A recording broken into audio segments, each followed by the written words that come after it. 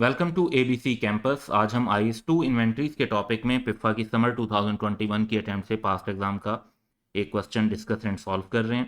Question ये है कि Sikandar private limited was involved in the following transaction during August concerning DVD players. तो पहले हमें उनकी बिगनिंग इन्वेंट्री दी हुई है, फिर एक परचेजेस, फिर सेल्स, फिर परचेजेस, और फिर वो ये कह रहे हैं कि कैलकुलेट करें cost of sales of DVD for Sikandar private limited in August assuming the use of FIFO method, cost of sales और परपेचुअल इन्वेंट्री सिस्टम है।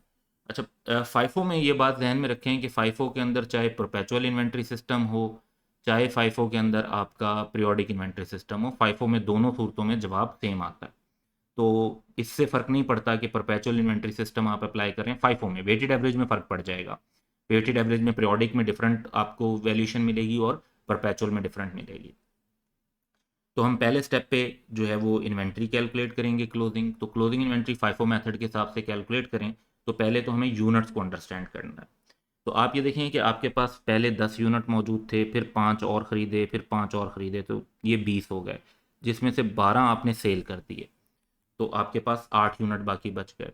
अब अगर हम वैल्यूएशन करते हैं तो वैल्यूएशन ये होती है कि फर्स्ट इन फर्स्ट आउट में जो इन्वेंट्री पहले आई वो तो पहले चली गई, जो इन्वेंट्री पड़ी हुई होगी वो वही इन्वेंट्री होगी जो बाद में खरीदी है।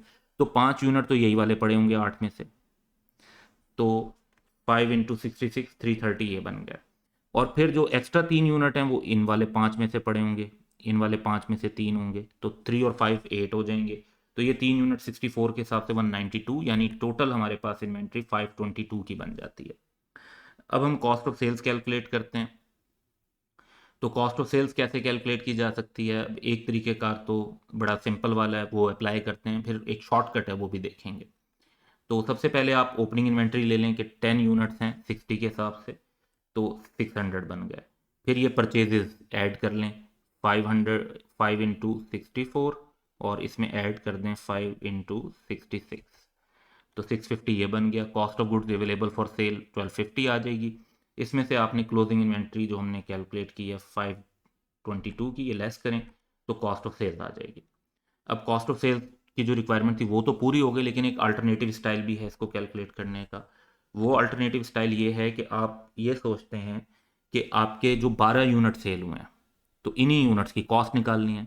तो पहले जो 10 यूनिट सेल हुए होंगे वो तो ये वाले हुए होंगे 60 के हिसाब से 600, और फिर जो अगले 2 यूनिट सेल हुए होंगे वो इन 5 में से हुए होंगे 64 के हिसाब से 128, और ये भी टोटल 728 बनता है। तो ये देखिए ये मैच कर रहा है, दोनों तरीके से कॉस्ट ऑफ सेल्स कैलकुलेट की जा सकती है। तो अगर आप ये रूल अप्लाई करेंगे फिर तो आप 2 लाइनों में इस क्वेश्चन का आंसर दे सकते हैं। और अदरवाइज जो एक टिपिकल रूल अप्लाई किया जाता है उसको भी इसलिए लिख दिया ताकि आप उसको अमूमन बेहतर समझते हैं स्टूडेंट, तो वहाँ पर उसको भी मेंशन कर दिया। तो that's all for today, have a good day.